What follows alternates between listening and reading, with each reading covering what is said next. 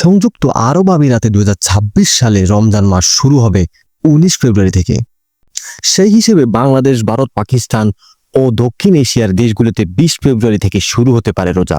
আমিরাতের জ্যোতির্বিদ্যা সংস্থা Emirate astronomy সোসাইটির চেয়ারম্যান ইব্রাহিম আল জারওয়ান সংবাদ মাধ্যমকে এই তথ্য জানিয়েছেন।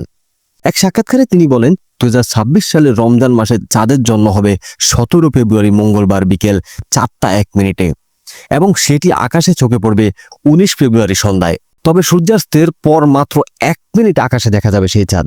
আল জারওয়ান আরও বলেছেন, এবারের রমজানের প্রথম দিকে আমিরাতের বাসিন্দাদের জন্য সেহরি থেকে ইফতার শুরু পর্যন্ত সময়ের ব্যাপ্তি হবে 12 ঘন্টা 46 মিনিট এবং মাসের শেষের দিকে এই সময়সীমা পৌঁছাবে 13 ঘন্টা 25 মিনিটে। তিনি আরও বলেছেন, রমজানের শুরুর দিকে আমিরাতের তাপমাত্রা 16 ডিগ্রি থেকে 28 ডিগ্রির মধ্যে ওঠানামা করবে, আর শেষের দিকে তাপমাত্রা থাকবে 19 ডিগ্রি সেলসিয়াস থেকে 32 ডিগ্রি সেলসিয়াসের মধ্যে। প্রসঙ্গত, রোজা বা সিয়াম ইসলাম ধর্মের তৃতীয় স্তম্ভ।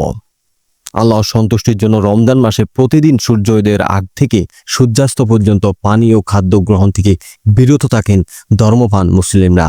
রাতে এশার নামাজের পরে পড়েন তারাবির নামাজ। 1 মাস পর শাওয়াল মাসের 1 তারিখ ঈদুল ফিতর উদযাপনের মাধ্যমে স্বাভাবিক জীবনে প্রবেশ করেন মুসল্লিরা।